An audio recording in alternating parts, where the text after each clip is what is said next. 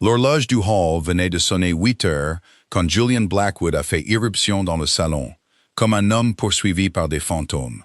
La pluie martelait les hautes fenêtres du manoir de Blackwood, coulant en nappes grises sur les vieilles vitres. Karina a à peine levé les yeux. Elle était à genoux près du buffet, un chiffon dans une main et un chandelier en argent dans l'autre. Elle soufflait dessus et le frottait jusqu'à ce qu'il brille. C'était le genre de travail qu'elle faisait chaque matin depuis 2 ans.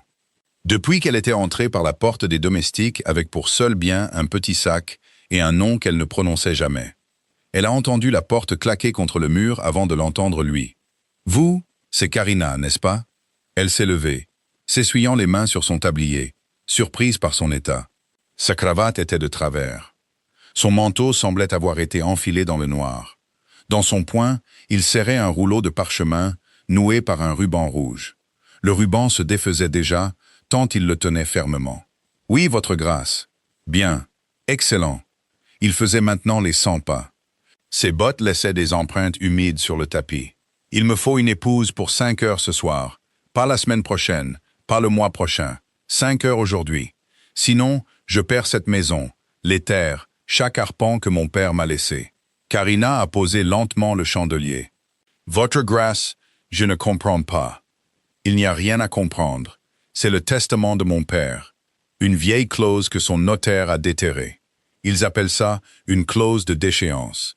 Elle dit que le duché m'échappe si je ne suis pas marié avant mon 28e anniversaire. Cet anniversaire, c'est aujourd'hui. Je ne l'ai appris qu'hier soir. Il a cessé de faire les 100 pas et l'a regardé attentivement. C'était comme s'il la voyait pour la première fois en 2 ans. Vous n'avez pas de famille qui vous retient ici. Pas de mari, pas de père pour s'y opposer. Ce n'est pas la même chose que d'être consentante, dit-elle doucement. Je vous donnerai 200 livres, une maison à vous à Bath si vous le souhaitez. Une fois que ce sera fait, vous ne manquerez de rien. Il a dit cela comme un homme offre une pièce à un mendiant. Assez gentiment, mais certain de la réponse, avant même d'avoir fini de poser la question. Je n'ai besoin que de votre signature. Vous n'aurez pas à rester marié à moi un jour de plus que nécessaire, une fois le domaine sécurisé. Venez avec moi maintenant. Une voiture attend. Quelque chose a bougé dans le regard de Karina. Mais dans sa panique, Julian ne l'a pas remarqué. Ce n'était pas de la peur. Ce n'était même pas de la surprise. Pas vraiment. C'était l'amusement discret et secret d'une femme qui avait passé 2 ans à récurer l'argenterie d'une autre famille, tout en portant un secret plus lourd que tout cet argent. Elle a dénoué son tablier. « Très bien, votre grâce, » dit-elle. « Je viens avec vous. » Il a cligné des yeux, comme s'il s'attendait à devoir argumenter plus longtemps. « Vous acceptez comme ça? Vous êtes pressé, n'est-ce pas ?» Un instant, une lueur de gratitude a traversé son visage, adoucissant le regard affolé dans ses yeux. Il ne la connaissait pas. Pas vraiment. Il savait qu'elle lui apportait son thé sans le renverser, qu'elle ne bavardait jamais avec les autres servantes dans l'office. Il savait qu'elle avait une façon de se tenir qu'il avait un jour, dans un moment d'oisiveté, trouvé inhabituel pour une fille de sa condition.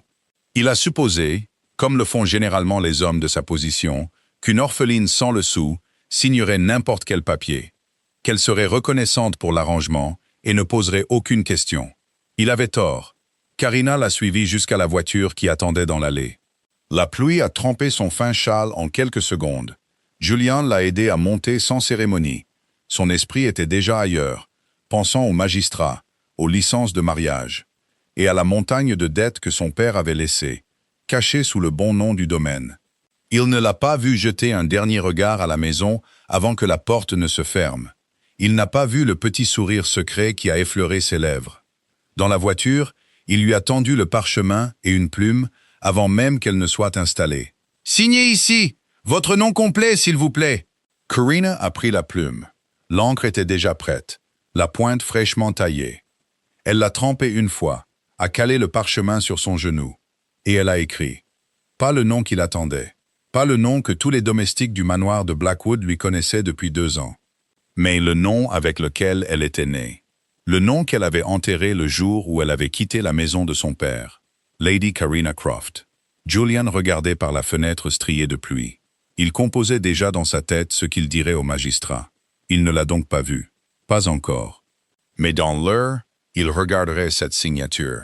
et le sol sous le manoir de Blackwood tremblerait pour de bon. La route vers Highwick était un calvaire de boue et d'ornières. La voiture cahotait si fort sur les nids de poules que Julian a dû s'agripper au cadre de la fenêtre plus d'une fois. La pluie tombait maintenant à l'horizontale, poussée par un vent qui faisait cliqueter les lanternes de la voiture sur leurs crochets. Karina était assise en face de lui, les mains croisées sur ses genoux, regardant les haies défiler en un flou. Julian avait à peine parlé depuis leur départ du manoir. Il jetait sans cesse des coups d'œil au parchemin dans ses mains. Il relisait les termes de l'accord, comme pour vérifier ses propres calculs. Il marmonnait à propos de créanciers et de notaires, et d'une réunion avec le magistrat qui ne pouvait, en aucun cas, être retardée après 2 heures. C'est quelque part après le vieux moulin, là où la route se rétrécissait et où les roues s'enfonçaient dans la boue, qu'il a finalement retourné le document pour vérifier sa signature. Une formalité, rien de plus. Le genre de choses qu'un homme fait par habitude plutôt que par méfiance. Il est devenu très calme. Karina. Sa voix avait changé. Quel est ce nom? Elle a croisé son regard sans ciller. Mon nom. Votre grâce. Croft. Il l'a dit lentement, testant le mot. Comme s'il pouvait se réarranger en quelque chose de moins alarmant s'il le prononçait assez prudemment. Lady Karina Croft, dites-moi que c'est une coïncidence. Dites-moi qu'il y a 100 Crofts dans le Northamptonshire et que c'est simplement... Il n'y a qu'un seul Croft qui compte pour vous, dit-elle. Et vous savez déjà qui je suis. Le visage de Julian a perdu toute couleur. Il avait grandi en entendant ce nom prononcé dans la maison de son père, de la même manière qu'on parle d'une maladie. Le comte d'Ashford. Ses terres bordaient celles des Blackwood à l'est. Sa famille s'était battue avec les Blackwood pour des droits sur l'eau et des terrains de chasse. Et pour une parcelle de bois contestée, depuis 3 générations, bien avant leur naissance. Le vieux duc avait interdit que ce nom soit prononcé à sa propre table. Et maintenant, son fils venait d'épouser la fille du comte. De sa propre main, dans sa propre voiture, sans même lui demander son nom de famille. « Vous êtes sa fille, dit Julian. La fille du comte, travaillant comme servante dans ma maison depuis 2 ans. Oui? Pourquoi? Pourquoi diable récureriez-vous mes sols, alors que vous auriez pu... » Il s'est arrêté. Une pensée nouvelle et pire traversait son esprit. À moins que vous ne sachiez. À moins que vous ne sachiez exactement qui j'étais et ce qui arriverait si jamais, je ne savais rien de votre clause de déchéance avant ce matin, Julian. Je vous le promets. Elle a prononcé son prénom simplement, sans le titre. Et quelque chose dans cette informalité semblait la rassurer plus que cela ne le déstabilisait. Mon père m'a déshérité il y a 18 mois. J'ai refusé un mariage qu'il avait arrangé avec un homme qui avait 3 fois mon âge. Un homme à qui je n'avais jamais adressé plus d'une 12aine de mots de ma vie. Mon père m'a donné le choix, épouser cet homme ou quitter sa maison sans rien. J'ai choisi de partir. La voiture a heurté une ornière et les a projetés tous les deux sur le côté. Julian l'a à peine remarqué. Vous auriez pu aller chez des parents, des amis, n'importe qui.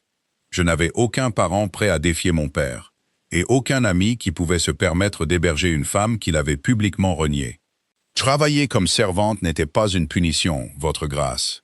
C'était la seule porte qui me restait ouverte. Il s'est adossé au siège en cuir, la fixant comme si une deuxième tête lui avait poussé. La pluie tambourinait sur le toit de la voiture. Dehors, un cheval a henni, et le cocher a crié quelque chose que le vent a emporté. « Il y a plus, dit Karina, et sa voix a baissé. Prudemment, comme on parle en annonçant une nouvelle irréversible. Ma mère m'a laissé une fiducie. Une somme que sa propre famille lui avait léguée, destinée à sa fille seule, intouchable par mon père ou quiconque. Elle est restée dormante depuis sa mort. Car les termes de la fiducie exigent que je sois marié pour pouvoir la réclamer. Mon père le savait. C'est, je crois, l'une des raisons pour lesquelles il tenait tant à me voir épouser un homme de son choix plutôt que du mien. Et maintenant que vous êtes marié, dit lentement Julian, la compréhension venant par bribes, la fiducie est à vous. La fiducie est à moi. Et selon la loi actuelle, une fois qu'une femme se marie, ses biens et ceux de son mari sont liés. Ce ne sont pas des domaines séparés qui coexistent poliment. Ils sont liés, Julian. Ce qui est à moi est maintenant légalement lié à ce qui est à vous. Elle l'a regardé absorber l'information.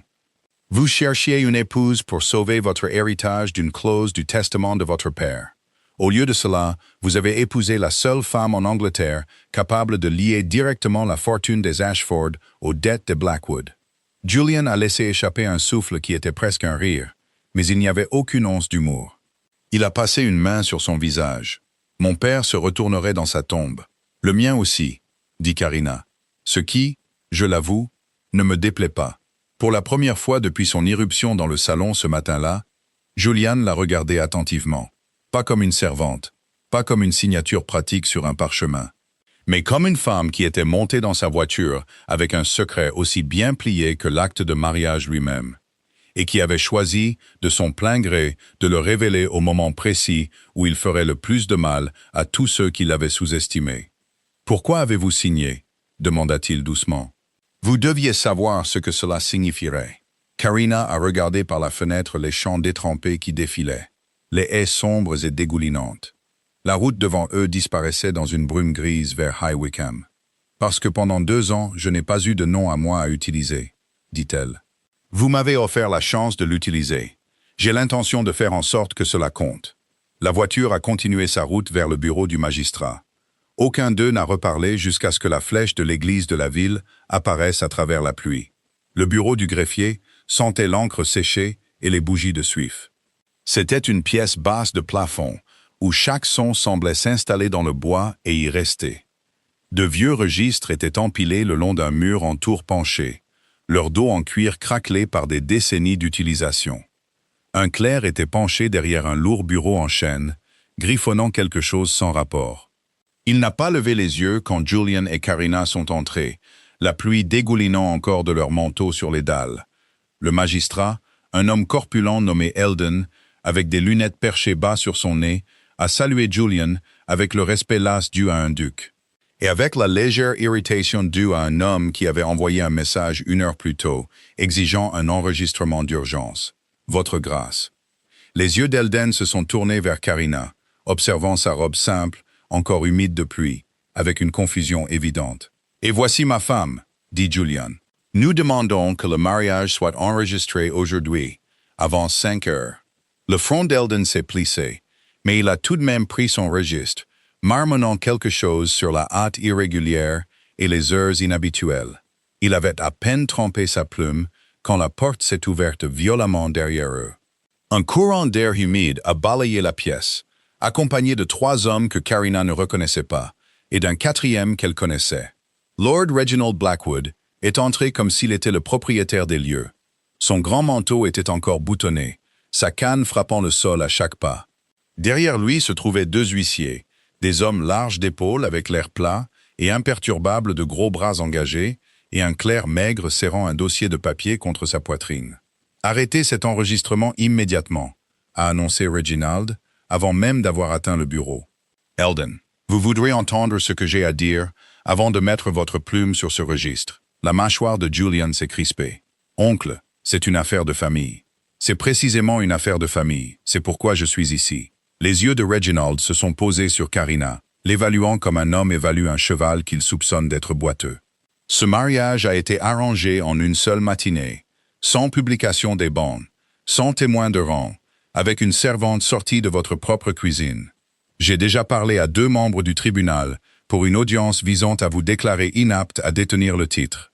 Un homme qui se marie de cette manière, par panique plutôt que par jugement, est un homme inapte à gérer un domaine. Vous ne pouvez pas simplement déclarer un homme inapte parce que vous n'aimez pas son choix d'épouse, dit Julian. Je le peux quand ce choix menace la stabilité de tout le nom des Blackwood. Reginald s'est tourné vers le magistrat. Eldon, vous me connaissez. Vous connaissez ma famille. Je vous demande de retarder cet enregistrement jusqu'à ce qu'une enquête en bonne et due forme puisse être menée sur les circonstances. Eldon a posé sa plume, visiblement soulagé d'avoir une excuse pour s'arrêter. Peut-être que ce serait plus sage, votre grâce, 1 jour ou 2 pour régler l'affaire correctement. Il n'y a aucune affaire à régler, dit Karina. Toutes les têtes dans la pièce se sont tournées vers elle. Elle n'avait pas élevé la voix, mais quelque chose dans le calme avec lequel elle parlait a fait taire la pièce autour d'elle. De la même manière qu'une pièce se tait quand quelqu'un parle qui n'a clairement jamais eu besoin de crier pour être entendu. Lord Reginald a raison de dire que ce mariage s'est fait rapidement, a-t-elle poursuivi. Il a tort sur tout le reste. Je n'ai pas été sorti d'une cuisine, monseigneur. Je suis née Lady Karina Croft, fille du comte d'Ashford, et j'ai les papiers pour le prouver, si M. Eldon souhaite les examiner. Elle a sorti un document plié dessous son châle, un qu'elle portait sur elle depuis son départ du manoir de Blackwood ce matin-là, bien au sec malgré la pluie. Elle l'a posé à plat sur le bureau devant le magistrat. Son certificat de naissance, scellé et signé par la paroisse où elle avait été baptisée, portant le nom de son père à l'encre brunie par le temps. Eldon l'a pris avec des mains visiblement tremblantes, étudiant le sceau, puis levant les yeux vers Karina, comme s'il voyait une femme entièrement différente devant lui. « C'est authentique », murmura-t-il. « Oui », la voix de Karina n'a pas vacillé. « Je vous rappelle, monsieur, que selon la loi, un magistrat qui retarde ou refuse d'enregistrer un mariage légal entre deux adultes consentants et sains d'esprit, en l'absence de tout empêchement légal, s'expose à une plainte formelle devant le tribunal. Et ma famille, monsieur Eldon, a une position considérable devant ce tribunal, déshérité ou non. Je ne crois pas que Lord Reginald ait mentionné ce détail quand il vous a demandé de retarder en son nom. La couleur a quitté le visage de Reginald par degrés. Il a ouvert la bouche, puis l'a refermée, sa canne soudainement immobile contre le sol. « C'est absurde, dit-il finalement, bien que sa voix ait perdu son autorité d'antan. Une servante ne peut pas simplement... Je ne suis pas une servante, monseigneur. Je suis la fille d'un comte, et depuis ce matin, l'épouse d'un duc. Vous êtes libre de soulever vos objections devant le tribunal si vous croyez vraiment pouvoir prouver que je mens sur ma propre naissance. » Elle a laissé le silence s'installer un moment, avant d'ajouter doucement, « Je vous le déconseillerais. » Eldon a regardé tour à tour Reginald et Karina, puis de nouveau le certificat de naissance, et enfin Julian, qui observait sa femme avec une expression entre l'étonnement et quelque chose de plus chaleureux, pour lequel il n'avait pas encore trouvé de nom. « Eh bien, dit Eldon, s'éclaircissant la gorge et reprenant sa plume, je ne vois aucun empêchement légal devant moi. Aucun. » Il a inscrit le mariage dans le registre avec des traits rapides et décisifs. Le grattement de sa plume était le seul son dans la pièce, avec la respiration furieuse et inégale de Reginald. Les huissiers se sont agités inconfortablement près de la porte, ne sachant clairement plus ce qu'ils avaient été engagés pour faire maintenant qu'il n'y avait plus rien à arrêter. Reginald s'est ressaisi avec un effort visible, redressant son manteau, ses yeux fixés sur Karina, avec un regard qui promettait que ce n'était pas fini. « Vous avez peut-être gagné cette manche, » dit-il doucement, plus pour ses oreilles que pour la pièce. « Mais il y en aura d'autres. Je les attends avec impatience, monseigneur, » dit Karina, sans même scier. Reginald a tourné les talons et est parti, ses huissiers le suivant, la porte se refermant sur la pluie. Julian a laissé échapper un long soupir, fixant sa femme tandis que le magistrat pressait le sceau dans le registre, et que le mariage devenait, de toutes les manières reconnues par la loi, irréversible. Le jeudi soir, la nouvelle du mariage s'était répandue dans tous les salons de trois comtés. La réponse de Julian au chuchotement fut de marcher droit au milieu d'eux. Ashford Park organisait son bal d'automne, un événement que le vieux comte n'avait jamais manqué en 30 ans. Julian avait accepté l'invitation avant que Karina ne puisse l'en dissuader. « Ils vont vous déchiqueter », l'avait-elle prévenu cet après-midi-là, debout dans l'embrasure de son bureau, pendant qu'il lisait une nouvelle pile de correspondance de son notaire. « Alors qu'ils essaient, » avait dit Julian, devant des témoins. Maintenant, ils se tenaient tous les deux en haut du grand escalier, surplombant la salle de bal. Et Karina comprenait pour la première fois tout le poids de son intention. Des lustres en cristal jetaient leur lumière sur une mer de robes de soie et de sombres habits de soirée. L'air était épais de parfums et de fumée de pipe, et du faible murmure de 200 conversations qui, elle le soupçonnait, la concernaient toutes. Un laquais les a annoncés en haut des escaliers, sa voix portant sur la foule. Son Altesse, le duc de Blackwood, et son Altesse, la duchesse. La pièce ne s'est pas tue exactement, mais le ton de la conversation a changé. Des dizaines d'éventails se sont levés pour couvrir des dizaines de bouches murmurantes. Karina a gardé le menton haut et la main ferme sur le bras de Julian pendant qu'il descendait. Elle sentait pourtant chaque regard dans la pièce mesurer la distance entre la fille qui avait autrefois poli l'argenterie dans une cuisine et la femme qui portait maintenant des perles à son cou, empruntées ce matin-là au coffre des Blackwood. Lady Karina Croft a chuchoté quelqu'un, juste assez fort pour être entendu. J'ai entendu dire qu'elle était domestique, qu'elle travaillait comme servante, si vous pouvez le croire, dans sa propre maison. La prise de Julian sur sa main s'est resserrée presque imperceptiblement, mais Karina a seulement souri. Le même sourire composé qu'elle portait en frottant des chandeliers 2 matins auparavant, comme si rien dans la pièce ne pouvait l'atteindre. C'est près de la table des rafraîchissements, au milieu d'un groupe de matrones en turban à plumes, que Lady Ashford l'a trouvée. Karina n'avait pas vu sa belle-mère depuis 18 mois. Pas depuis la nuit où elle avait quitté la maison de son père avec seulement un petit sac et les vêtements qu'elle portait. Lady Ashford avait peu vieilli. Sa robe d'un profond satin lit de vin lui allait bien mieux que la froideur de ses yeux. Karina, Lady Ashford a prononcé le nom comme si elle goûtait quelque chose d'amer. Quelle surprise de vous voir ici. Je crois comprendre que vous avez été domestique. C'est exact, madame. 2 ans au manoir de Blackwood. Quelle débrouillardise de votre part. L'éventail de Lady Ashford s'est ouvert d'un coup sec, et plusieurs des dames environnantes se sont penchées, ravies. On déteste voir une femme tomber si bas de sa condition et simplement s'en accommoder. Frotter les sols, vider les pots de chambre, j'imagine, parmi vos autres tâches. Quelques ricanements se sont élevés du groupe de chapeaux à plumes. Karina a laissé le silence s'étirer un moment, avant de répondre sans se presser. Je faisais tout le travail qu'on me demandait, madame, et je le faisais honnêtement. Je trouve cela préférable à passer 18 mois à essayer d'effacer le nom d'une belle fille des registres de la pairie pour que son héritage puisse plus commodément revenir à vos propres filles. L'éventail s'est arrêté à mi-course. Je n'ai aucune idée de ce que vous voulez dire, a dit Lady Ashford, bien que sa voix se soit considérablement amincie. Vraiment, je le tiens d'excellentes sources, de mon notaire en fait, que j'ai engagé cette semaine même. Une pétition a été déposée auprès du Collège des Héros il y a 11 mois. Elle demandait mon retrait de la lignée des Ashford pour motif, et je cite, « d'absence prolongée et volontaire des obligations familiales ». Curieuse formulation, étant donné que j'ai été déshérité et chassé de la maison de mon père, plutôt que de l'avoir quitté volontairement. Karina a laissé son regard parcourir lentement les dames rassemblées, tout écoutant maintenant avec un intérêt non dissimulé. La pétition a été rejetée, soit dit en passant. Ma naissance reste enregistrée exactement comme elle l'était le jour de mon baptême. Je l'ai confirmé avec le magistrat de High Wycombe il y a seulement 2 jours, quand j'ai signé mon propre acte de mariage sous mon propre nom. Le visage de Lady Ashford avait pris la couleur d'un vieux parchemin. Vous osez étaler des affaires de famille dans une salle de bal publique. Vous avez soulevé la question de mon service en premier, madame. Je ne fais que terminer la conversation que vous avez commencée. La voix de Karina est restée parfaitement agréable, le ton qu'on pourrait utiliser pour discuter du temps. J'avoue que j'ai trouvé le travail au manoir de Blackwood honnête et plutôt paisible. Bien plus paisible, certainement, qu'une maison où une femme passe près d'1 an de son temps et de l'argent de son mari à tenter de rayer une jeune fille en deuil des registres de sa propre famille. Julian, debout un pas derrière elle, n'a rien dit du tout, bien que le coin de sa bouche ait commencé à tressaillir avec quelque chose qu'il s'efforçait de réprimer.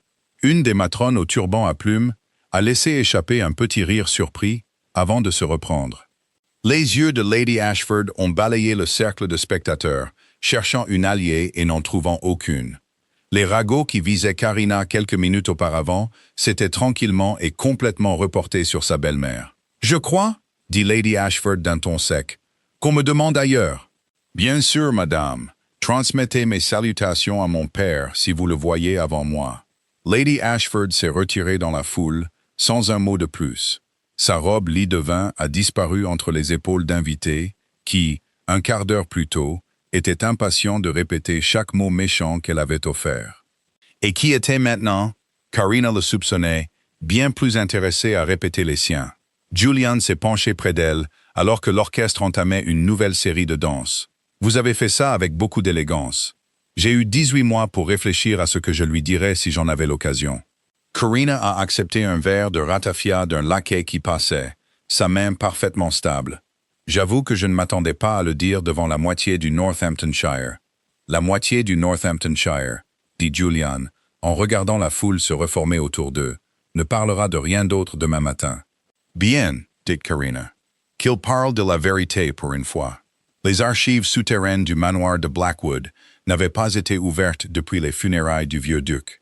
Julian avait presque oublié leur existence, jusqu'à ce qu'il se réveille après 11 heures ce samedi soir. Il a trouvé le côté du lit de Karina vide et une bougie manquante sur la cheminée. Il l'a trouvée 3 étages sous la maison, dans une chambre de pierre qu'il n'avait visitée que 2 fois dans sa vie.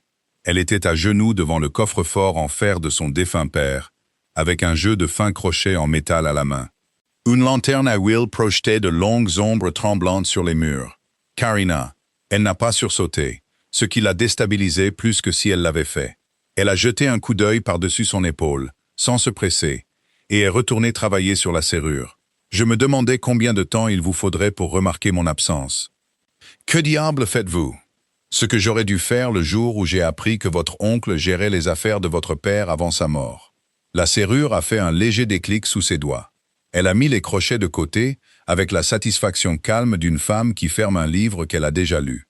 Votre oncle a eu accès à ce coffre pendant près de 2 ans, pendant que la santé de votre père déclinait.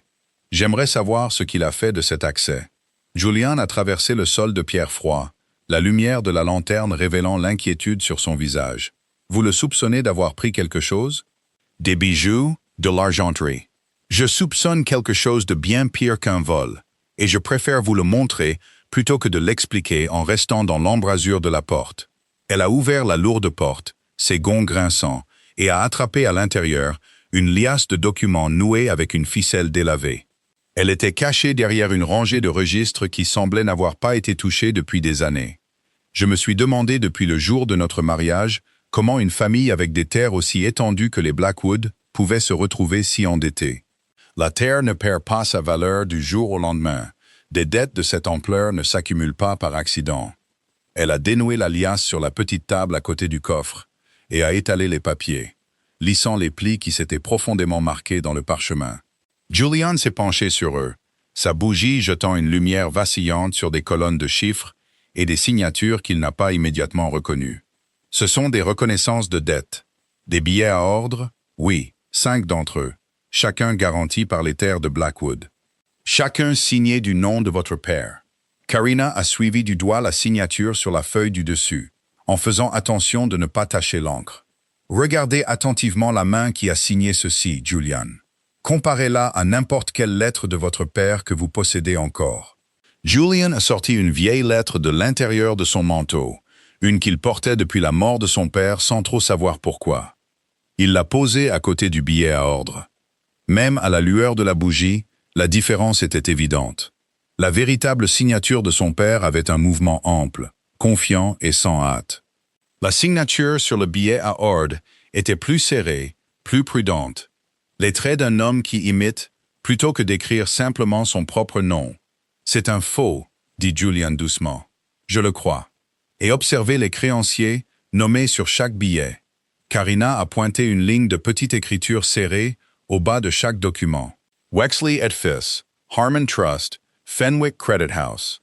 3 créanciers supposément distincts, chacun prétend contre les terres de Blackwood à des taux d'intérêt punitifs. Sauf que j'ai envoyé des demandes au notaire de ma famille à Londres cette semaine même, et aucune de ces 3 institutions n'existe, Julian. Pas une seule. J'ai vérifié moi-même le registre des prêteurs agréés de la ville.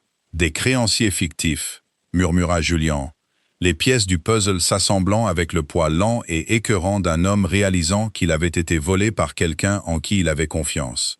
Quelqu'un a inventé les dettes. Quelqu'un avec accès au coffre privé de votre père, à sa signature, et avec une connaissance suffisante du droit des successions pour que des billets falsifiés paraissent tout à fait légitimes à quiconque ne penserait pas à les remettre en question. Les yeux de Karina ont rencontré les siens à travers la lueur de la bougie, stable et certain. Votre oncle a géré les affaires de votre père pendant la majeure partie de 2 ans, pendant que sa santé déclinait. Il avait accès à cette pièce. Il avait accès à cette signature. Et il a passé chaque jour, depuis la mort de votre père, à vous pousser vers la ruine, tout en se positionnant comme le seul homme capable de sauver le nom de la famille. Julian s'est assis lourdement sur le bord d'une vieille malle, les billets falsifiés toujours étalés sur la table devant lui. Il voulait que le domaine fasse faillite. Il voulait que je sois déclaré inapte, exactement comme il a tenté de le faire au bureau du greffier. Je crois qu'il le voulait depuis un certain temps, dit Karina. Peut-être même avant la mort de votre père. Un duché en faillite et déshonoré est un duché mûr pour qu'un parent intervienne et le gère au nom de la famille. N'est-ce pas?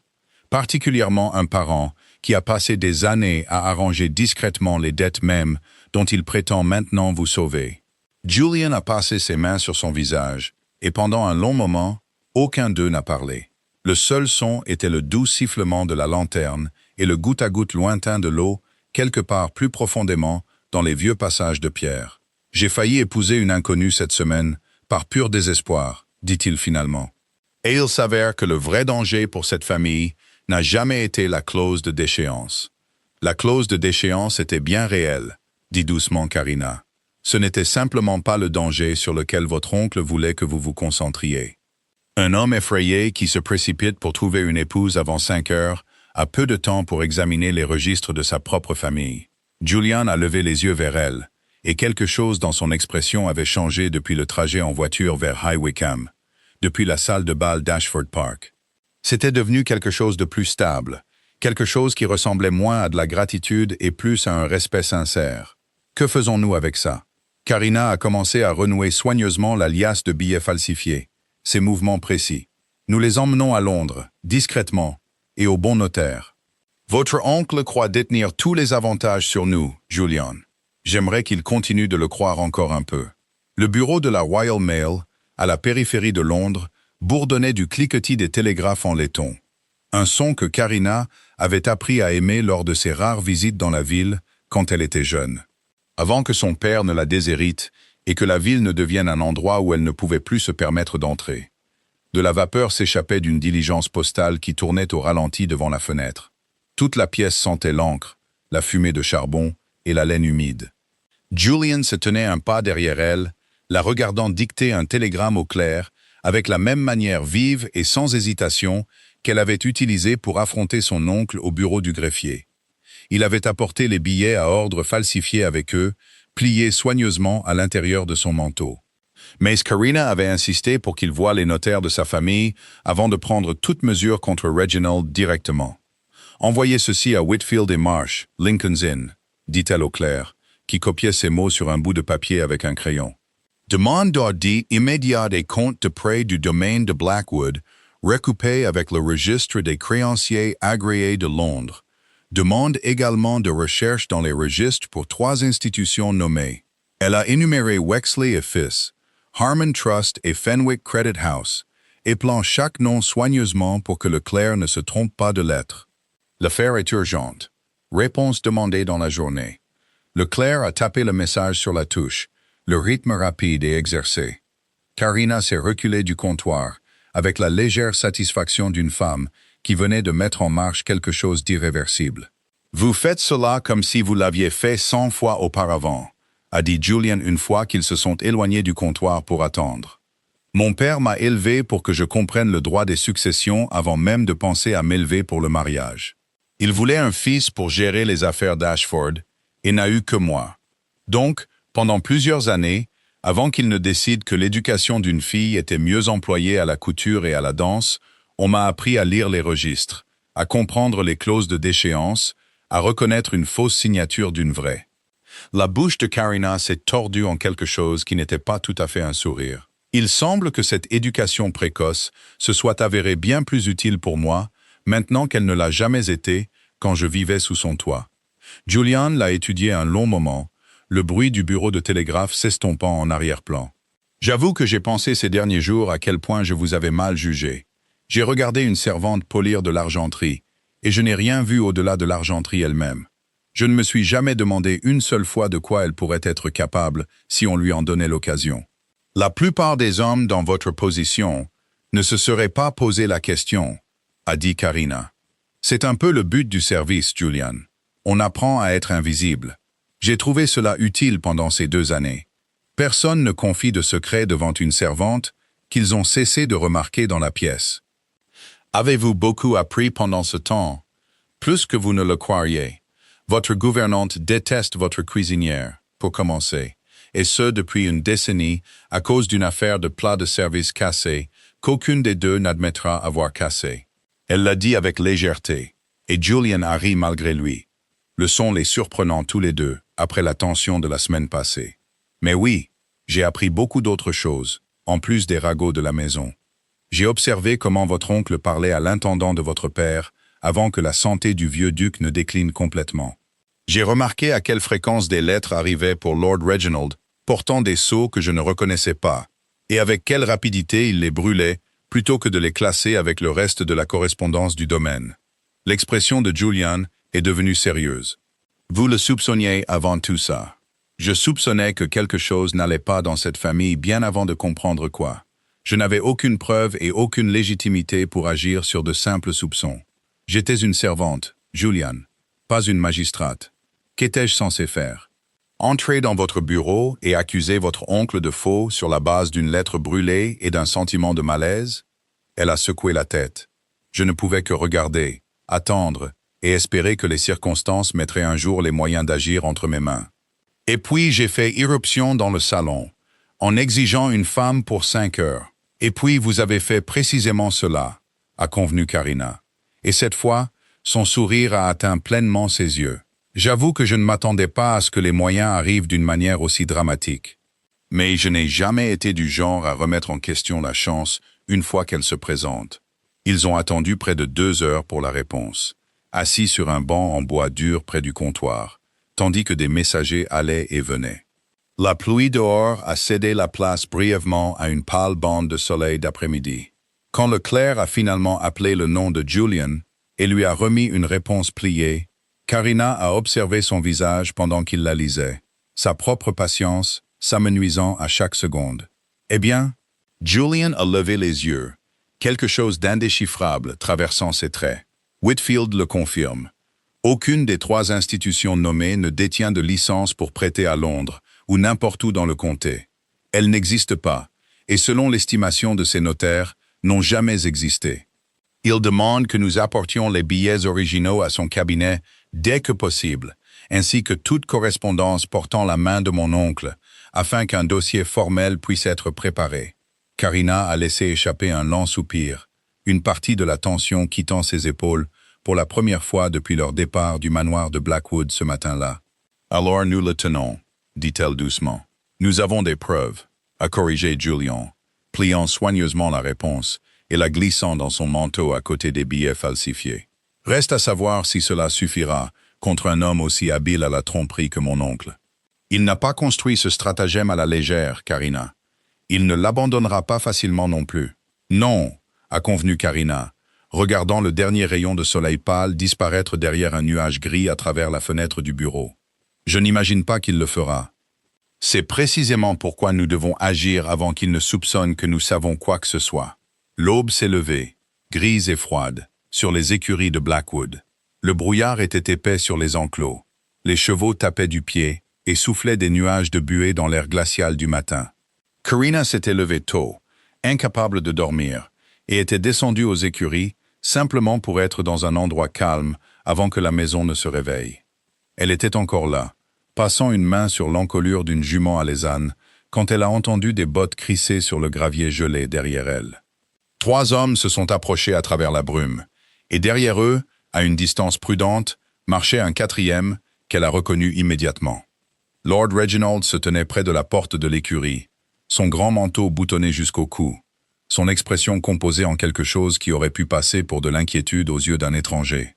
Lady Karina Blackwood, l'homme de tête, large d'épaules, et se tenant avec la raideur particulière d'un constable accomplissant une tâche désagréable, a sorti un papier plié de l'intérieur de son manteau. Nous avons un mandat pour perquisitionner vos appartements. Un rapport a été déposé concernant certains objets manquants du domaine de Blackwood. La main de Karina s'est immobilisée sur le cou de la jument. Des objets manquants? Quels objets précisément? Des bijoux de famille appartenant à la défunte duchesse, a dit le constable. Déclarés volés avant votre mariage. Un témoin s'est manifesté hier, affirmant avoir vu les pièces en votre possession avant le mariage. Les yeux de Karina se sont déplacés au-delà du constable, vers Lord Reginald, debout à la porte avec les mains soigneusement croisées dans le dos. Elle a compris immédiatement d'où venait le rapport. Elle a gardé sa voix égale, bien qu'un froid se soit installé au fond de sa poitrine. Je n'ai touché à rien dans cette maison qui ne m'ait été remis directement par un membre du personnel ou par le duc lui-même. Je voudrais demander qui pourrait être ce témoin afin de comprendre la nature de l'accusation portée contre moi. Ce n'est pas une information que je suis autorisé à partager, madame. Le ton du constable n'était pas méchant, mais il était définitif. Nous devrons fouiller vos appartements. Ce serait plus simple pour tout le monde si vous coopériez. C'est à ce moment que Julian est apparu à l'autre bout de la cour de l'écurie, encore dans sa tenue d'équitation, après une promenade matinale qu'il avait faite seul. Son visage s'est assombri dès qu'il a compris la scène devant lui. Les constables, le mandat plié, sa femme debout, pâle et immobile parmi les chevaux, tandis que son oncle regardait depuis la porte, avec le calme satisfait d'un homme qui voit un plan se dérouler exactement comme prévu. Quelle est la signification de ceci? La voix de Julian a porté à travers la cour, assez vive pour que même les chevaux s'agitent nerveusement dans leur stalle. Un rapport de vol, votre grâce, a expliqué le constable, brandissant à nouveau le mandat. Concernant des bijoux de famille appartenant à votre défunte mère, prétendument vus en possession de la duchesse avant votre mariage. Julian a traversé la cour en quelques longues enjambées et s'est placé directement entre les constables et sa femme. Son expression portait une autorité que Karina ne lui avait pas vue depuis le matin où il avait fait irruption dans le salon en exigeant une épouse pour 5 heures. Les bijoux de ma mère sont dans le coffre de Blackwood depuis le jour de sa mort, intacts, catalogués par notre notaire de famille il y a moins de 3 mois. Je peux produire ce catalogue dans l'heure, ainsi que le notaire lui-même, si vous avez besoin d'une vérification.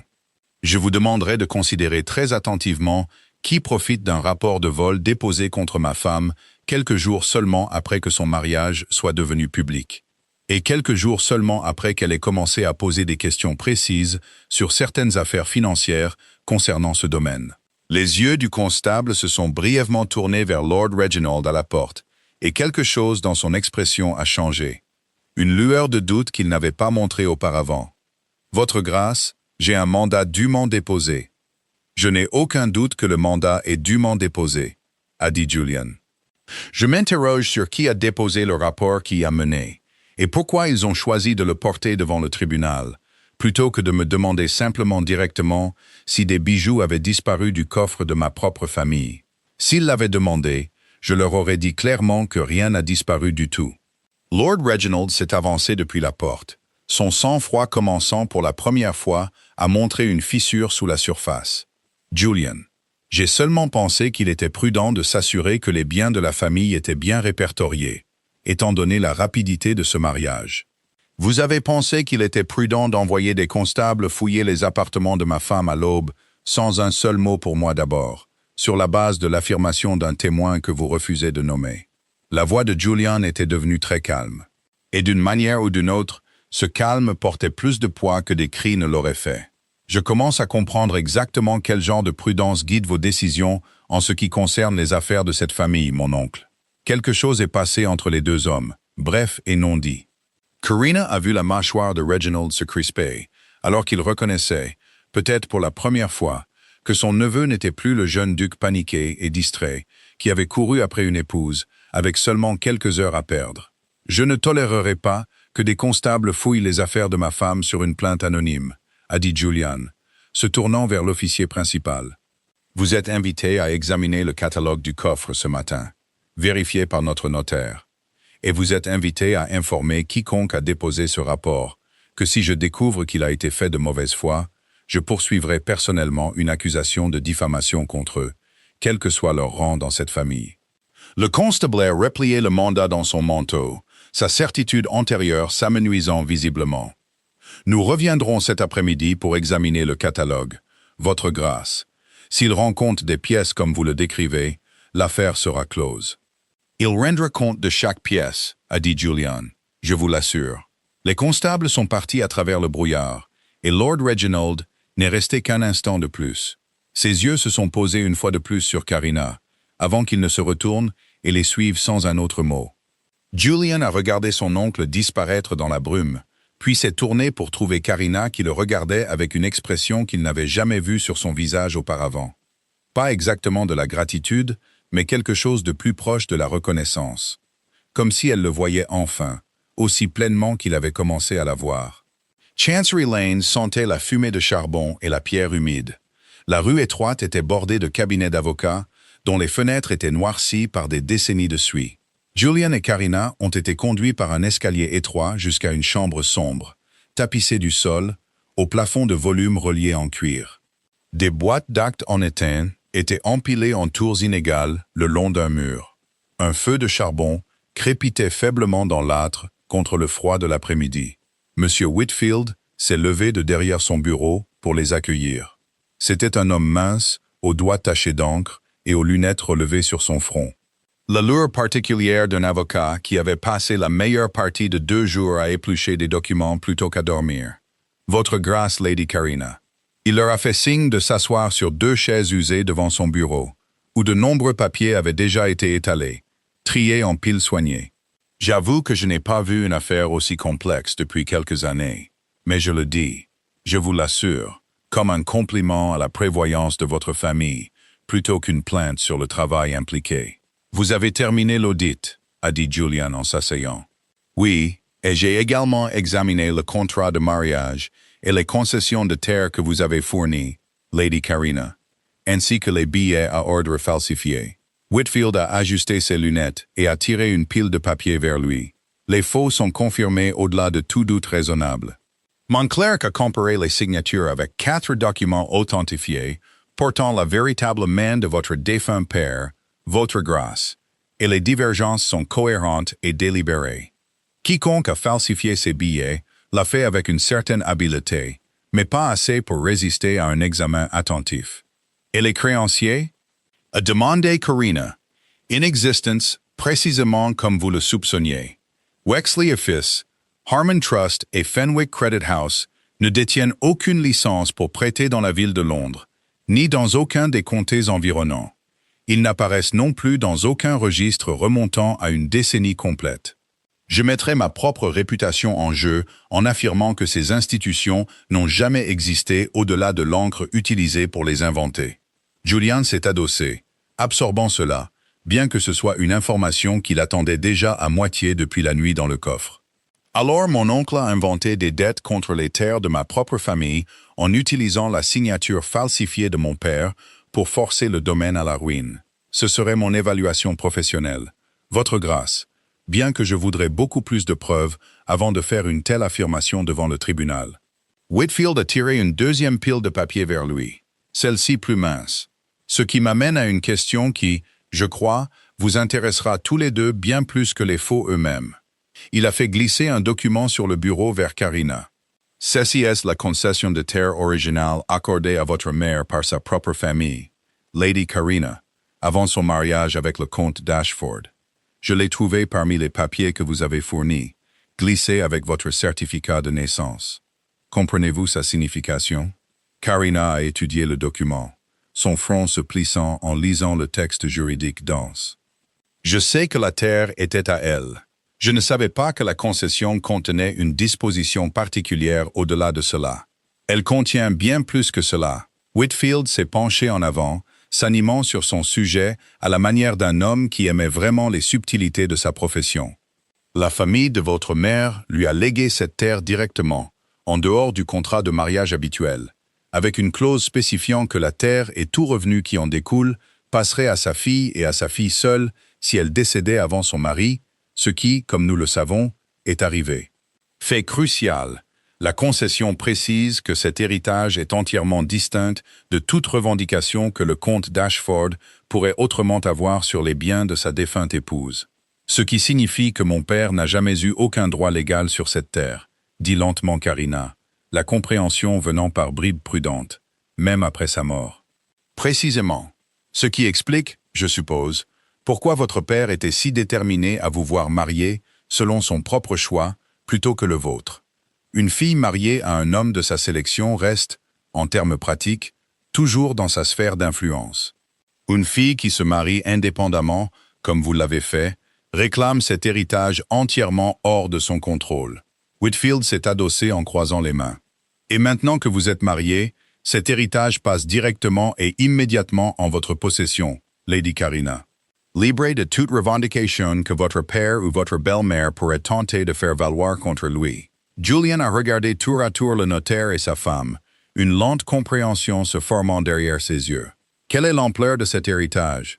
Considérable, votre grâce. Des propriétés foncières dans 3 comtés, ainsi que des revenus accumulés qui sont restés largement intacts pendant près de 2 décennies.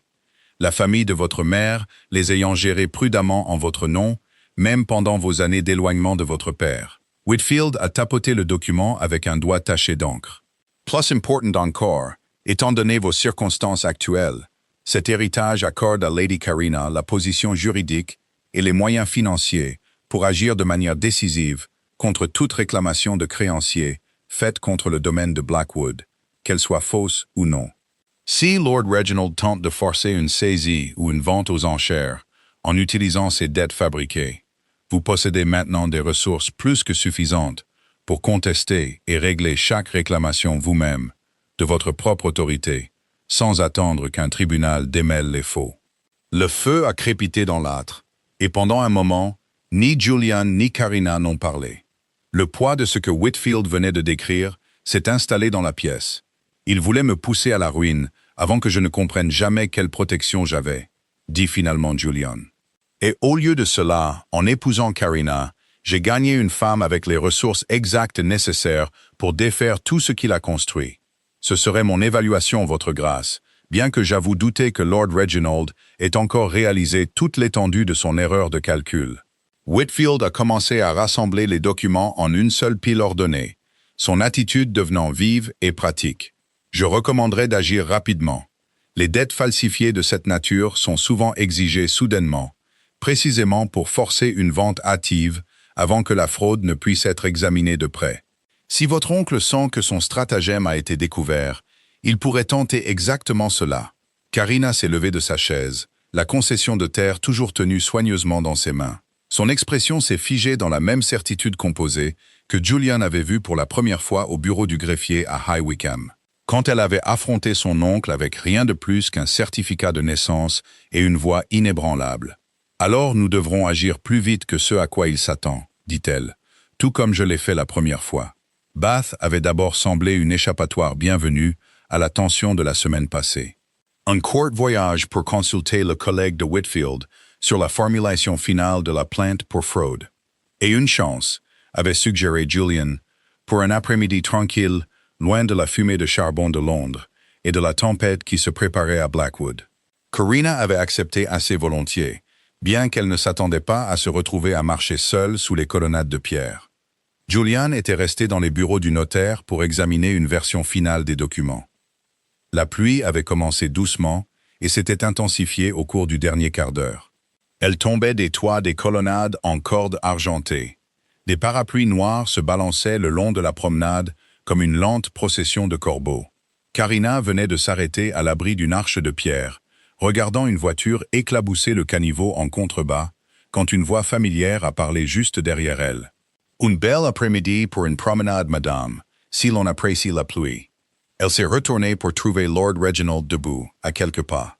Son grand manteau était sombre d'humidité, sa canne tapant une fois contre la pierre, comme pour annoncer qu'il était là depuis un certain temps déjà, l'observant avant qu'elle ne le remarque. « Monseigneur, » Carina a gardé sa voix égale, bien que son pouls se soit accéléré. « J'avoue que je ne m'attendais pas à vous trouver à Bath, ni moi vous, bien que j'admette vous avoir suivi ici délibérément, une fois que j'ai appris votre visite au cabinet de Whitfield. » Il s'est approché et Carina a tenu bon, refusant de lui donner la satisfaction de l'avoir reculé.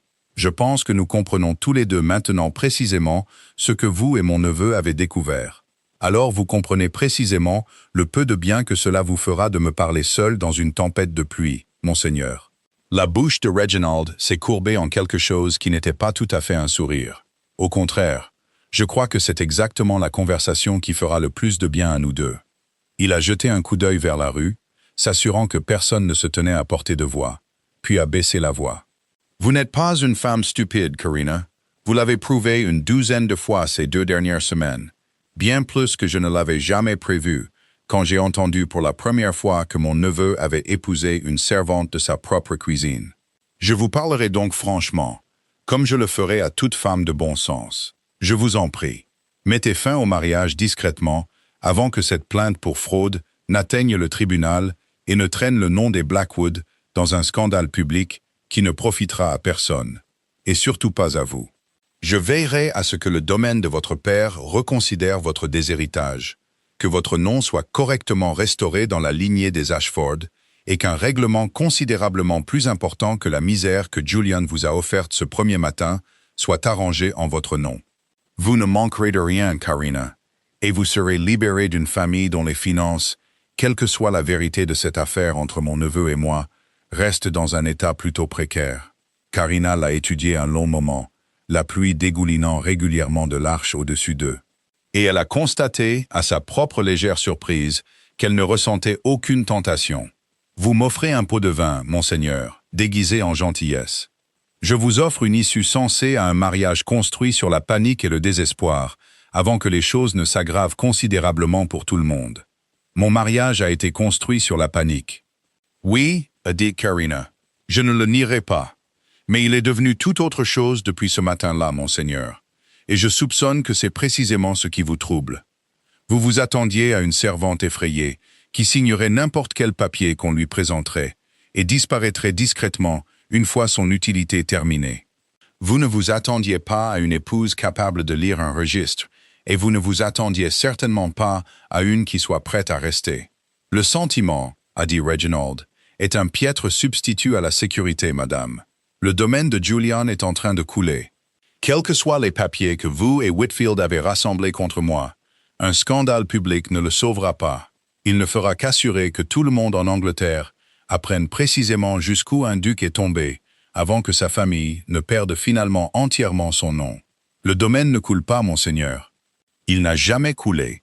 Il a été délibérément vidé par un homme qui a falsifié la signature de son propre frère et inventé des créanciers de toutes pièces, parce qu'il ne pouvait supporter de voir un neveu qu'il considérait inapte, hérité d'un titre qu'il se croyait mieux à même de gérer. La voix de Karina n'avait pas monté, mais quelque chose d'acier y était entré, aussi constant que la pluie qui tombait encore au-delà de l'arche. Je ne divorcerai pas de Julian, monseigneur, ni discrètement ni autrement. Ma place est au manoir de Blackwood, aux côtés d'un mari qui m'a montré plus d'honnêteté en 2 semaines que mon propre père en 23 ans. Vous pouvez garder votre règlement. J'ai un héritage suffisant à moi, et j'ai l'intention d'utiliser chaque shilling pour vous voir répondre de ce que vous avez fait.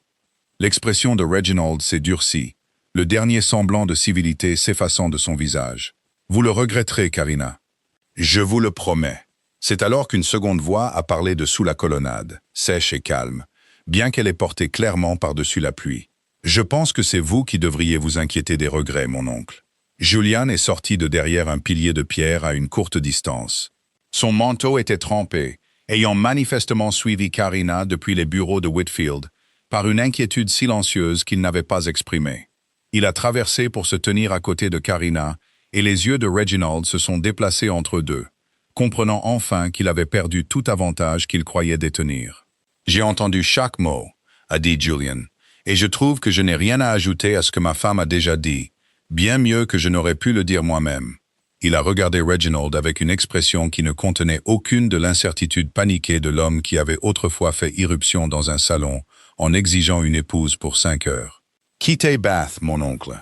Retournez à Londres si vous le souhaitez, et préparez la défense que vous croyez vous servira devant le tribunal. Mais n'approchez plus ma femme. » Reginald n'a rien dit de plus. Il s'est retourné et est sorti sous la pluie sans parapluie, son grand manteau s'assombrissant rapidement sous l'averse. Il a disparu au coin de la promenade sans se retourner. Julian s'est tourné vers Karina une fois son oncle parti, la pluie dégoulinant encore de ses cheveux. Et tout doute persistant qu'il aurait pu avoir sur la loyauté de sa femme avait entièrement disparu, emporté aussi complètement que l'eau qui coulait dans les caniveaux en contrebas. « Vous n'avez pas hésité, dit-il doucement, pas un seul instant. Pourquoi aurais-je hésité, a dit Karina, sur un choix que j'avais déjà fait. La convocation est arrivée au manoir de Blackwood, 3 jours après la confrontation à Bath. Elle a été livrée par un messager qui avait chevauché toute la nuit pour s'assurer qu'elle parvienne à Julian avant le matin. Lord Reginald avait convoqué une assemblée d'urgence des créanciers au Guildhall de Londres. Il citait les dettes impayées du domaine de Blackwood et exigeait une vente aux enchères immédiate du manoir et de ses terres environnantes. Cela pour satisfaire des créances qui, comme Julian et Karina le savaient maintenant sans aucun doute, n'avaient jamais légitimement existé. Il veut forcer l'affaire avant que Whitfield ne puisse porter la plainte pour fraude devant le tribunal, a dit Karina, lisant la convocation au petit déjeuner, son thé devenu froid et oublié à côté de son assiette. Une vente aux enchères réglée assez rapidement avant que quiconque n'examine les créanciers de trop près et les faux deviennent considérablement plus difficiles à démêler une fois que la terre a déjà changé de main. « Alors nous allons à Londres aujourd'hui », a dit Julian, se levant déjà de table. « Whitfield aussi. Si Reginald a l'intention d'agir rapidement, nous devrons simplement agir plus vite. » La salle de réunion du Guildhall était déjà bondée quand ils sont arrivés le mardi matin. De hauts plafonds voûtés résonnaient du faible murmure de banquiers au visage sévère, rassemblés autour de tables en acajou. Des balances en laiton et des registres étaient empilés en rangées ordonnées devant eux. Lord Reginald se tenait près de la tête de la salle, en pleine conversation avec deux hommes que Karina ne reconnaissait pas. Son sang-froid était entièrement restauré depuis Bath, comme si la confrontation sur la promenade n'avait jamais eu lieu. Il a levé les yeux quand Julian et Karina sont entrés ensemble, et quelque chose a vacillé sur son visage, rapidement masqué, avant qu'il ne se retourne pour s'adresser aux créanciers assemblés. « Messieurs, merci d'être venus si rapidement. Comme vous le savez tous, le domaine de Blackwood a une dette impayée substantielle, garantie par des propriétés foncières dans 3 comtés. J'ai convoqué cette assemblée pour proposer une vente aux enchères immédiates de ces propriétés, à régler avant que tout retard supplémentaire ne permette à la dette de s'aggraver au-delà de ce que le domaine peut raisonnablement couvrir. » Un murmure d'approbation a parcouru la salle. Plusieurs des banquiers hochaient la tête, clairement informés à l'avance et enclins à faire confiance à un homme qui s'était présenté depuis des semaines comme l'aîné raisonnable d'une famille en crise. Julian s'est avancé avant que le murmure ne se transforme en consensus. Avant que cette assemblée ne poursuive, je demanderai que les créanciers nommés dans ces dettes s'identifient clairement. Wexley et Fils, Harmon Trust, Fenwick Credit House.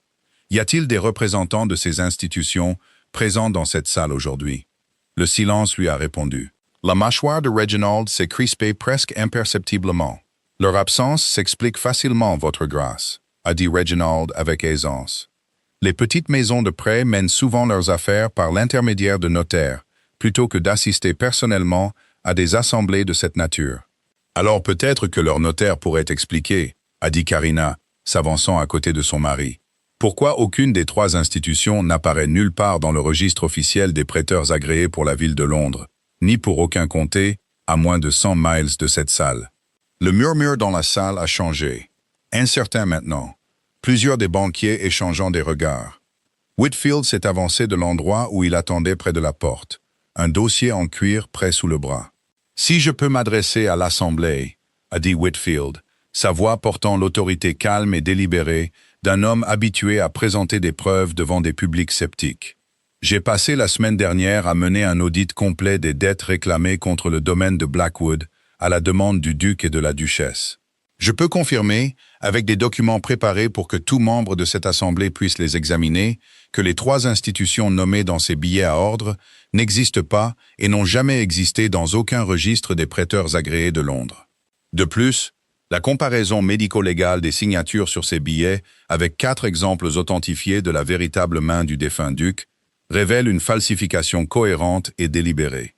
Il a étalé les documents sur la table la plus proche, et plusieurs banquiers se sont penchés immédiatement, murmurant entre eux, en comparant les signatures que Whitfield indiquait.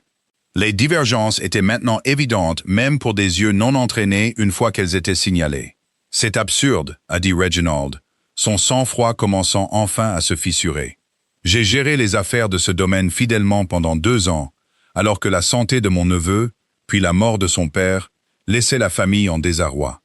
Je ne serai pas accusé de faux sur la parole d'un notaire engagé par une femme qui, il y a 15 jours encore, était employée comme une simple servante.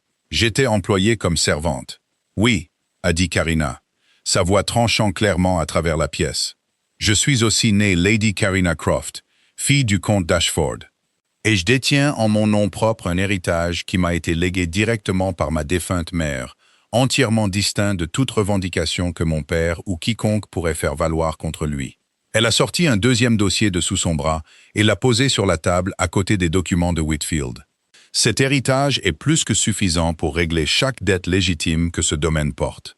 Je suis prête, ici et maintenant, à racheter la part de chaque créancier dans cette salle qui détient une créance authentique et vérifiable sur les terres de Blackwood. La pièce est tombée dans un silence stupéfait.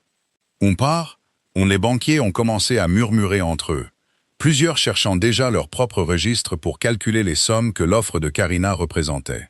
Vous ne pouvez pas simplement acheter votre sortie d'une vente aux enchères dûment convoquée, a dit Reginald, bien que sa voix ait perdu la plupart de son autorité antérieure.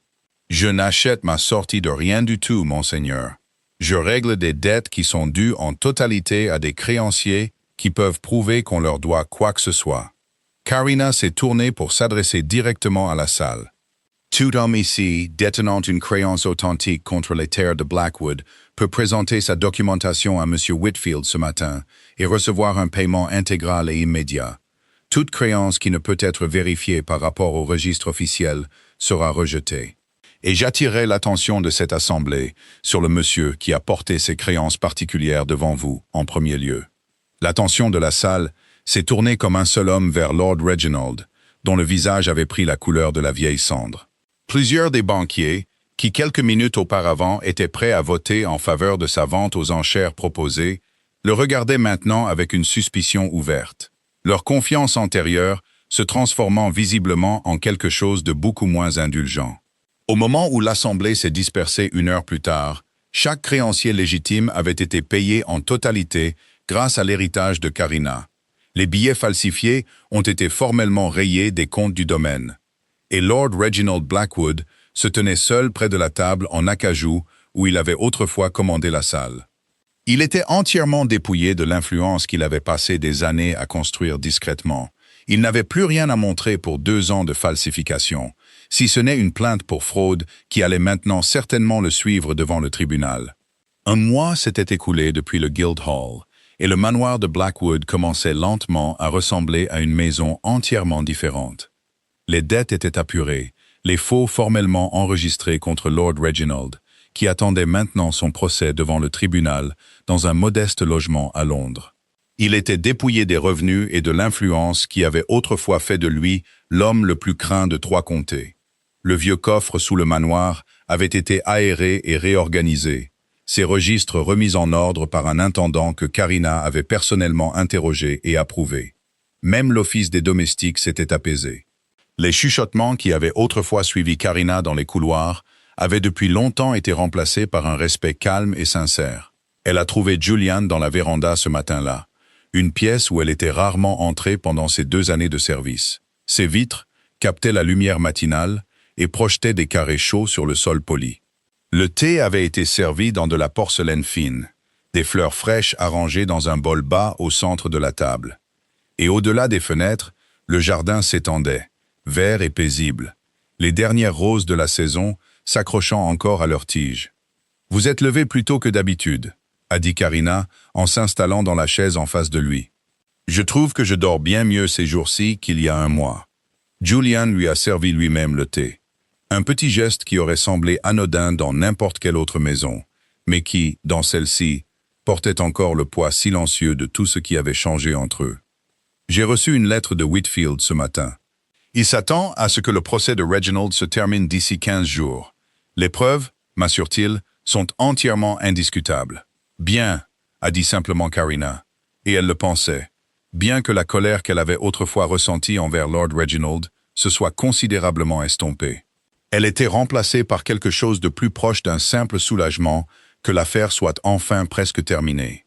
Julian a posé la théière et a pris à la place une petite clé en laiton posée sur la table à côté des fleurs. Une clé que Karina a reconnue immédiatement comme la clé maîtresse du manoir. Celle qui avait été accrochée à un anneau dans l'office de la gouvernante depuis aussi longtemps qu'elle y travaillait. Elle passait entre les membres du personnel pour les affaires de la maison, mais n'avait jamais, dans sa mémoire, été tenu par quelqu'un d'autre qu'un domestique effectuant une course. Il l'a fait glisser sur la table vers elle. « J'aimerais que vous ayez ceci. » Karina a regardé la clé. Puis lui, la compréhension venant lentement. De la même manière que la compréhension venait souvent avec Julian, arrivant non pas en un seul moment dramatique, mais en morceaux prudents et délibérés. « Julian, j'ai déjà toutes les clés de cette maison. On me les a données la semaine où nous sommes revenus du Guildhall.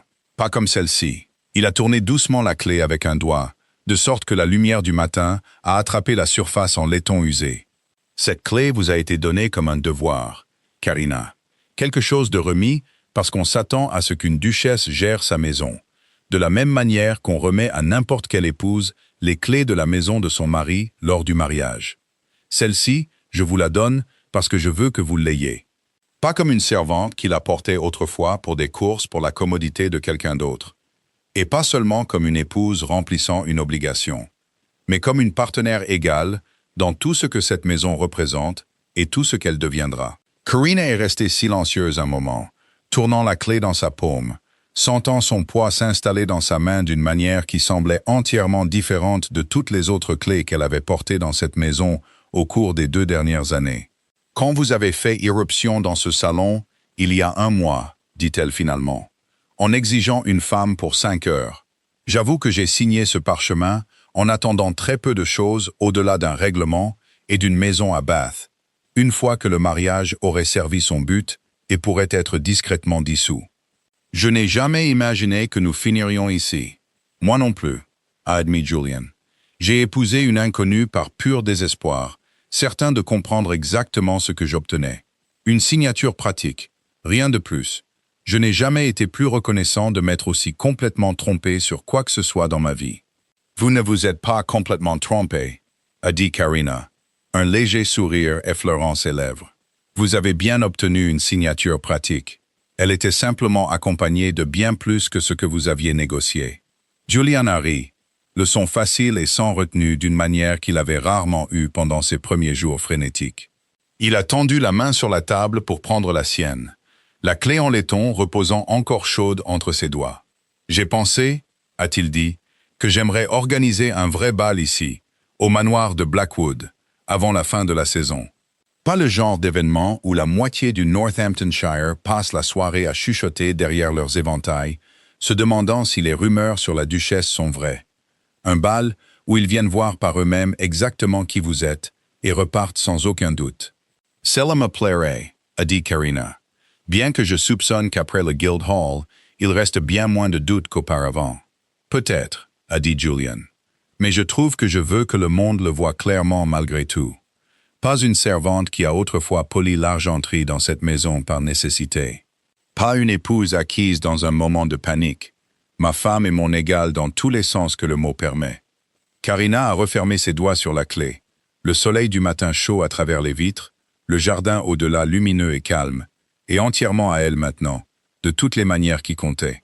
Elle a pensé au salon. 1 mois s'était écoulé. La pluie contre les fenêtres, le jeune duc désespéré qui avait supposé qu'elle signerait n'importe quel papier qu'il lui présenterait sans poser de questions. Elle a pensé à la maison de son père et au nom qu'elle avait enterré pendant 2 ans, et au long chemin prudent qu'il avait finalement mené à cette pièce lumineuse, avec une clé reposant chaude dans sa paume, et un mari la regardant avec une expression qui ne contenait rien d'autre qu'un respect sincère. Elle n'avait pas accepté cette vie par nécessité, plus maintenant.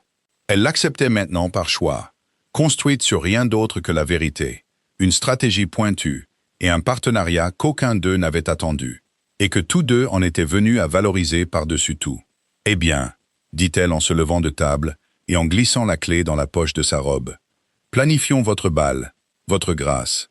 Je crois que j'ai quelques idées sur la liste des invités.